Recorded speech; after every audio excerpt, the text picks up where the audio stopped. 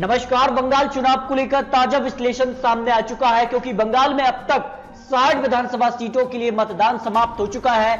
पहले और दूसरे चरण के लिए 30-30 विधानसभा सीटों के लिए मतदान हुआ है और ऐसे में बम्पर वोटिंग का फायदा किसे हो सकता है, इस पर आपको ताजा आंकड़े देने वाले हैं। और बंगाल चुनाव के लिए काफी महत्वपूर्ण दूसरा चरण था। 60 विधानसभा सीटों के लिए बनते नजर आ रहे हैं, किसके पक्ष में कितनी सीटें जा सकती हैं, सारे आंकड़े आपको देते हैं। बता दें, दूसरे चरण के लिए अगर बात करें तो क्या कुछ आंकड़े थे और पहले चरण के लिए 2016 में क्या कुछ आंकड़े थे। यहां पर बीजेपी ने सिर्फ 60 सीटों में से सिर्फ एक सीट पर ही जीत हासिल की थी 2016 के अंदर। वहीं टीएमसी ने यहां पर बात की 2016 में दूसरे चरण में 21 और पहले चरण के लिए बात की तो 27 सीटों पर जीत हासिल की थी। यानी एक तरफा 2016 में यहां पर टीएमसी ने बाजी मारी थी, लेकिन ये आंकड़े 2016 में बदल गए थे और 2016 में आंकड़े काफी बदले थे। और बात करें पहले चरण की 30 सीटों में से बीजेपी को 20 सीटों पर बढ़त मिली थी 2016 के लिए। वहीं दूसरे चरण की बात करें तो दूसरे चरण में भी बीजेपी को करीब यहां पर 8 सीटों पर बढ़त थी, जबकि शुभेंदु अधिकारी टीएमसी के साथ थी। सारे आंकड़े आपको देते हैं, क्योंकि बीजेपी और टीएमसी ने अपने अपने दावे पहले और दूसरे चरण के लिए कर दिए हैं। ऐसे में किसका दावा कितना सही साबित होता है ये तो आने वाला वक्त ही बताएगा, लेकिन फिलहाल इस तरह के आंकड़े बनने की संभावना है। और प्रधानमंत्री मोदी जी ने तो अपना दावा कर दिया है कि यहां पर नंदीग्राम से यहां पर ममता बनर्जी हारने वाली हैं। हारेंगे या नहीं, क्या शुभेंदु अधिकारी जो एक अपना मजबूत वोट बैंक उनके साथ है, क्या वो 2021 में भी दिखा है, इसके लिए भी आपको आंकड़े देते हैं। अमित शाह ने पहले चरण के लिए यहां पर 30 में से 26 सीटों का दावा किया है, इसमें कितनी सच्चाई दिखती है। शुभेंदु अधिकारी ने ममता बनर्जी को हराने का 50,000 वोटों से भी ज्यादा यहां पर जीत का अंतर दिखाया है। अब किसके दावे में कितना दम दिख रहा है, इसके आंकड़े आपको देते हैं। यूं तो बंगाल में अब तक 2 चरणों का मतदान हो चुका है, लेकिन दोनों चरणों की आपको जानकारी दे रहे हैं और आखिर में आपको 60 विधानसभा सीटों पर भी आंकड़े देंगे। बता दें, पहले चरण के लिए 27 मार्च को यहां पर 30 विधानसभा सीटों के लिए जो चुनाव हुए थे, उसमें अगर बात करें तो बीजेपी ने पुरलिया के लिए लोकसभा में यहां पर 9 में से 8 सीटों पर बढ़त मलाई दी। वही पुरलिया के लिए यहां पर बात की तो 78% वोटिंग हुई है और ऐसे में पुरलिया की 9 विधानसभा सीटों में से बीजेपी को 4 से 5 सीटें जाने की संभावना दिखाई गई है, जो एक्सपर्ट ने अपने आंकड़े रखे हैं, जबकि टीएमसी को 2 से 3 सीटें। वही बंगाल के लिए अगर बात की तो अगले जिले में पूर्वी मेदिनीपुर में यहां पर 83% वोटिंग हुई है और इसमें करीब 7 विधानसभा सीटों पर यहां पर वोटिंग पहले चरण के लिए हुई थी। और इसमें अगर बात की तो यहां पर 7 में से बीजेपी को 2 से 3 सीटें, जबकि टीएमसी को 4 से 5 सीटें, लेफ्ट कांग्रेस को यहां पर एक भी सीट मिलने का अनुमान नहीं लगाया गया है। जबकि पश्चिमी मेदिनीपुर के लिए यहां पर 6 विधानसभा सीटों के लिए 81% मतदान हुआ था, यानी बंपर वोटिंग हुई थी। 2016 में तो यहां पर टीएमसी ने एक तरफा यहां पर सीटों पर जीत हासिल की थी, लेकिन 2021 में यहां पर टीएमसी को यहां पर 102 सीटें, जबकि बीजेपी को 3 से 4 सीटें, एक सीट यहां पर कांग्रेस लेफ्ट के गठबंधन में जा सकती है। इसके अलावा पहले चरण में ही झारग्राम और बांकुड़ा की 4-4 सीटों पर यहां पर बात की तो 81% वोटिंग हुई है और ऐसे में अनुमान यहां पर लगाया गया है कि चारों में से यहां पर टीएमसी और बीजेपी में कांटे का मुकाबला पहले चरण के लिए यहां पर लगाया गया है। बीजेपी और टीएमसी को 1 से 2 सीटें यहां पर मिलने का अनुमान विधानसभा सीटों के लिए लगाया गया है।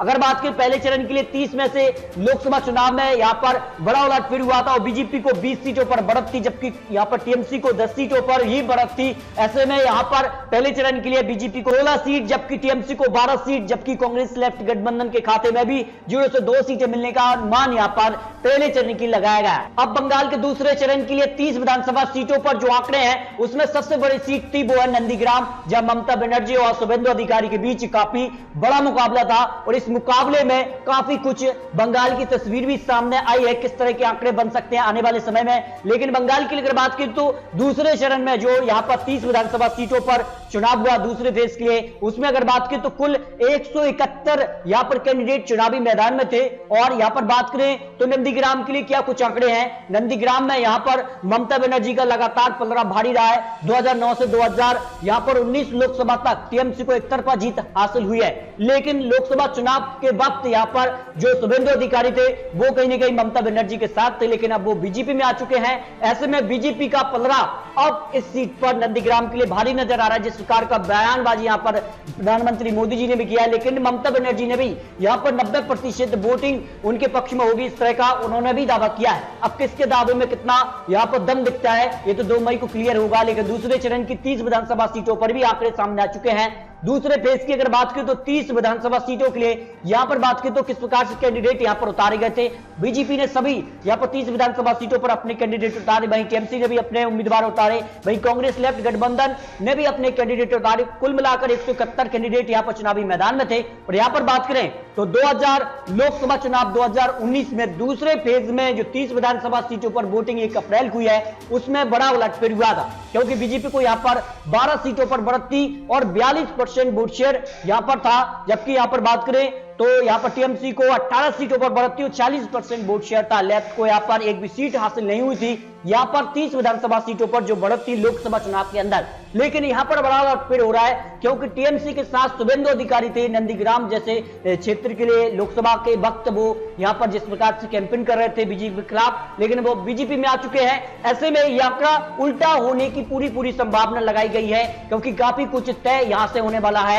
यहां पर कह सकते हैं जिस प्रकार के आंकड़े बन सकते हैं। लेकिन 2016 में यहां पर बात करें तो एक तरफा यहां पर टीएमसी को 21 सीटें, जबकि यहां पर कांग्रेस को 3 और 1 सीट बीजेपी को और 5 सीट लेफ्ट के खाते में गई थी। ऐसे में लेफ्ट कांग्रेस का गठबंधन भी हो चुका है। तो ऐसे में दूसरे पेज में करीब 81% मतदान हुआ है। बांकुरा जिले में 83% वोटिंग हुई है। इसके अलावा अगर बात की तो पूर्वी मिदनापुर में 82% से अधिक वोटिंग हुई है, जबकि दक्षिण 24 परगना में 80% मतदान हुआ है, जबकि पश्चिमी मिदनापुर में यहां पर 79% वोटिंग हुई है। अब इसका फायदा किसे हो सकता है, यहां पर बात करें तो दूसरे फेज के लिए पूर्वी मिदनापुर में यहां पर करीब 9 विधानसभा सीटों पर जो है वोटिंग हुई है। उसमें अगर बात करें 9 में से बीजेपी के खाते में 4 से 5 सीट, जबकि टीएमसी को 2 से 3 सीट, 1 कांग्रेस लेफ्ट गठबंधन के खाते में जा सकती है। इसके अलावा दक्षिण 24 परगना के लिए अगर आंकड़ों की बात करें तो 80% मतदान हुआ है और 24 परगना में 4 विधानसभा सीटों पर वोटिंग हुई है। और इसमें बीजेपी को 1 से 2 सीट और 1 से 2 सीट यहां पर टीएमसी को और 1 सीट यहां पर कांग्रेस लेफ्ट गठबंधन के खाते में भी जा सकती है।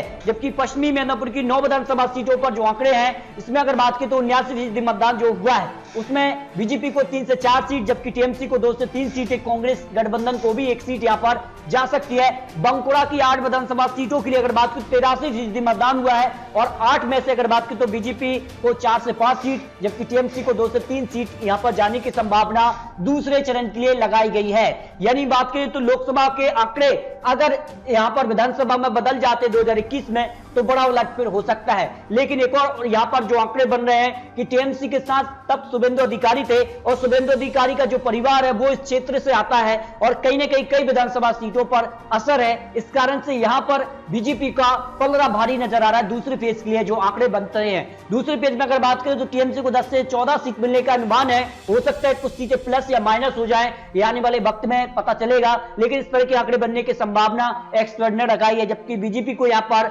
12 से 16 सीटें मिलने का अनुमान है और यहां पर कांग्रेस लेफ्ट गठबंधन को भी यहां पर 0 से 5 सीट मिलने का अनुमान है, जबकि यहां पर अन्य के खाते में 0 से 1 सीट जाने की संभावना यहां पर बड़े एक्सपर्ट ने लगाई है, क्योंकि बंगाल चुनाव काफी महत्वपूर्ण है। तो दोस्तों पश्चिम बंगाल के लिए अब तक 2 चरणों का मतदान हुआ है और ऐसे में 2 चरणों की 60 विधानसभा सीटों के लिए जो आंकड़े यहां पर सामने आ रहे हैं, किस तरह के आंकड़े बनने की संभावना दिखाई गई है। वही टीएमसी को यहां पर 22 से 28 सीटें मिलने का अनुमान लगाया जा रहा है, जबकि बीजेपी को यहां पर 25 से 30 सीटें मिलने का अनुमान दूसरे और पहले चरण की 60 विधानसभा सीटों के लिए लगाया जा रहा है। जबकि कांग्रेस लेफ्ट गठबंधन को भी 5 से 8 सीट मिलने का अनुमान है, जबकि अन्य के खाते में 0 से 3 सीट मिलने का अनुमान यहां पर लगाया जा रहा है। यानी पश्चिम बंगाल के लिए पहले दूसरे चरण का मतदान काफी महत्वपूर्ण था। ऐसे में यहां पर जो आंकड़े बन रहे हैं, इसमें बीजेपी को थोड़ी सी यहां पर आगे बढ़त दिखाई गई है। तो दोस्तों आपको क्या लगता है, बंगाल के लिए अभी भी 6 चरणों का मतदान बाकी है, ऐसे में पहले और दूसरे चरण में टीएमसी बीजेपी को कितनी सीट मिल सकती हैं,